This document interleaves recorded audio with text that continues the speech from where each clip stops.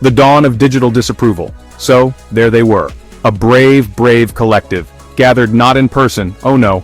That would require effort, and possibly changing out of pajamas. They assembled in the glow of their screens, their mission to scrutinize, to judge, to unleash a torrent of unsolicited advice upon I Am Marwa's kitchen project. Because who needs actual builders when you have the lazy gang, their fingers poised like tiny, judgmental daggers, ready to type. Their qualifications? Impressive. Most of them have successfully assembled IKEA furniture, once, with only minimal crying, the battleground, the comments section. Leading this valiant brigade of bewildered bystanders are some truly memorable characters. Let's start with Sticky Boy. Now we call him Sticky Boy because, well, his arguments are always a bit of a mess, hard to grasp, and they tend to leave a weird residue of confusion. He pops up everywhere, sticking his unsolicited 2 cents into every discussion. He once tried to argue that using screws was too modern for a rustic kitchen. Yes, screws, invented in the 3rd century BC. Too modern. Bless his cotton socks. Then there's the inimitable Carrot Lady. She sees problems everywhere, even where there are none. It's like she's got these special goggles. Now let's talk about the flashpoint, the moment the lazy gang truly lost their collective digital minds. It was the cooking oil. Yes, you heard me, cooking. Oil. I am _Marwa in a moment of practical genius, or perhaps just resourcefulness, used cooking oil in his construction project. The internet predictably erupted. Cooking oil? They shrieked, virtual pearls clutched so tight their knuckles turned white. Is he deep frying the foundation? Is he planning to sauté the support beams? The horror! Sticky Boy was beside himself. This is a kitchen, not a salad, he declared. Carrot Lady, ever vigilant, foresaw an insect apocalypse. The ants, Marwa, think of the ants! They'll come for the oil and then they'll take over the world, starting with your pantry. The sheer panic was, frankly, hilarious. It was as if cooking oil was some forbidden dark art in the world of building. A secret so scandalous its mere mention could cause structures to crumble.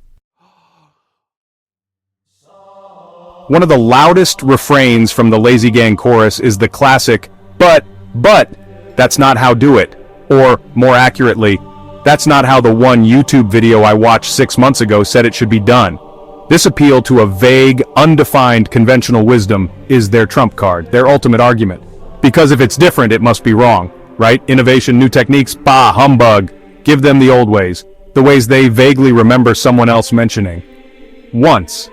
This unwavering faith in the way things are done, according to them of course, is truly something to behold. It's as if construction methods were handed down on stone tablets, and only they, the chosen few, possess the sacred scrolls. Any deviation is heresy, a personal affront to their deeply held beliefs about 2x4s and concrete mix. They clutch their pearls or perhaps their smartphones, aghast that someone somewhere might be trying something unconventional.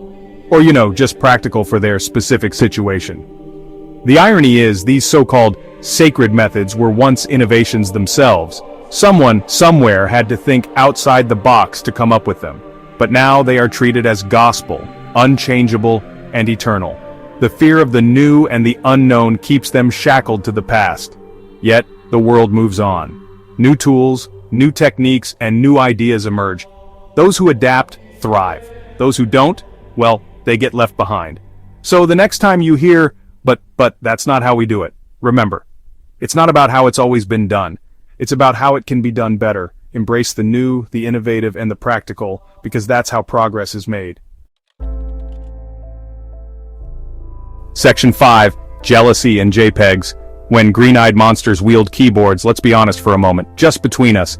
Behind all the huffing and puffing, behind the expert advice and the dire warnings, what's really fueling this firestorm of foolishness? Could it be a little green-eyed monster? Yes, folks, I'm talking about good old-fashioned jealousy. Because it's easy to sit on your couch, scrolling through Instagram, and feel a pang of something unpleasant when you see someone else achieving things, building things, especially when you're... Section 6, Marwa's method. Maverick moves or recipe for online ridicule. So here's I am _Marwa. He's building his kitchen. He's sharing his journey. It's a journey filled with creativity, resourcefulness, and a touch of daring. Marwa isn't just constructing a kitchen, he's crafting a story, one brick and one video at a time. His approach is unconventional, to say the least, but that's what makes it so captivating. He's not following a blueprint. He's making his own rules as he goes along. He's probably just trying to get a functional space to cook some food, a place where he can prepare meals for himself and perhaps his family. But in doing so, he's also creating a space that reflects his personality and his unique way of thinking. It's not just about the end result, it's about the process, the journey, and the story behind it. And then, bam! He becomes an unwilling case study. Suddenly, his kitchen project is thrust into the spotlight. People from all over the world are watching, commenting, and critiquing. It's a lot of pressure for anyone, let alone someone just trying to build a kitchen. A subject of intense online scrutiny. Every decision he makes is analyzed, every mistake magnified. The internet can be a harsh place, and Marwa is experiencing that firsthand.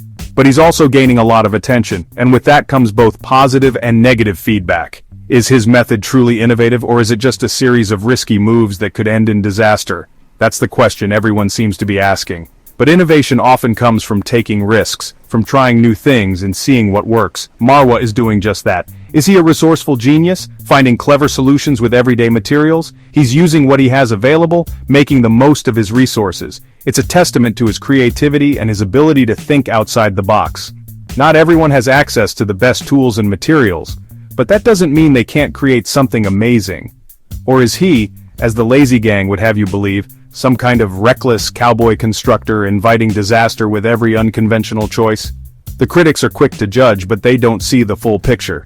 They don't see the thought and effort that goes into each decision.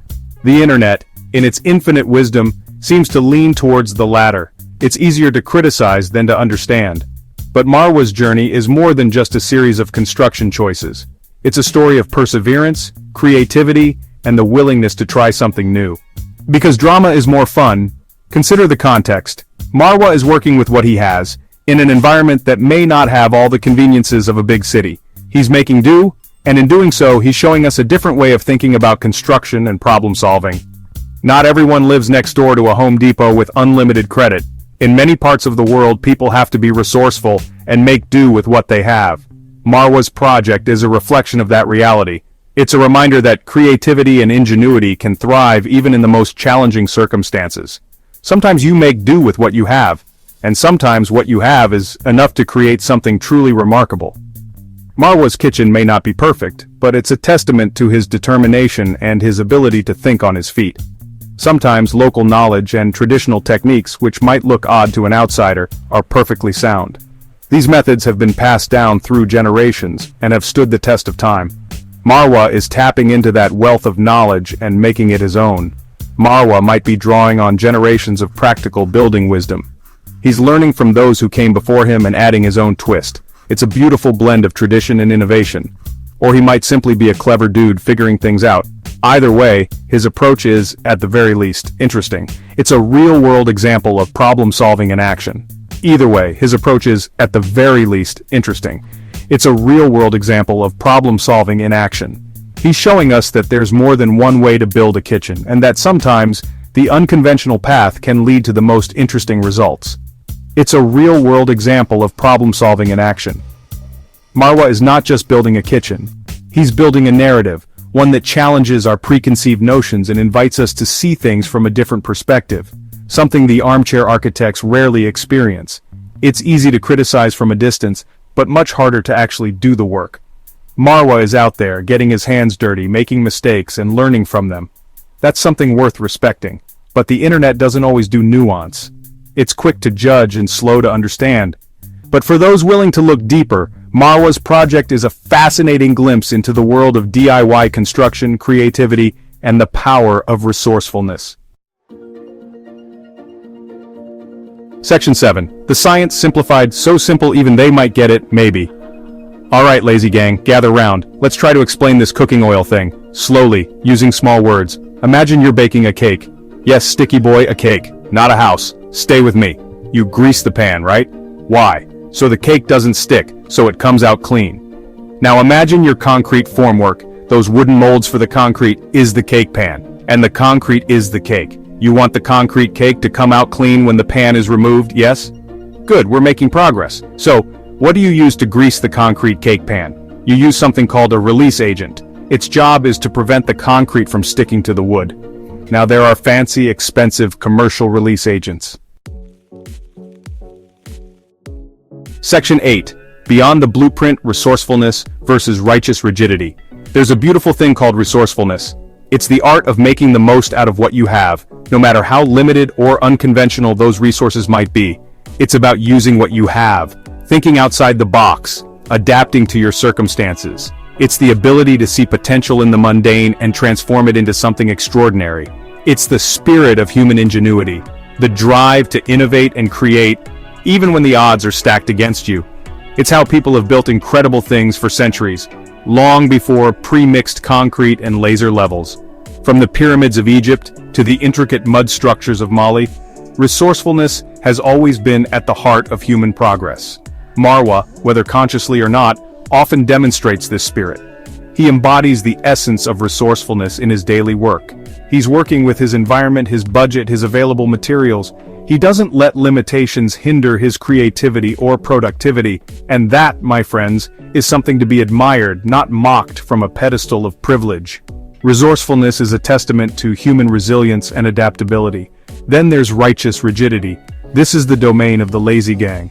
The ones who believe that there is only one right way to do things, and that way is often the most rigid and inflexible. The unwavering belief that there is only one right way to do things.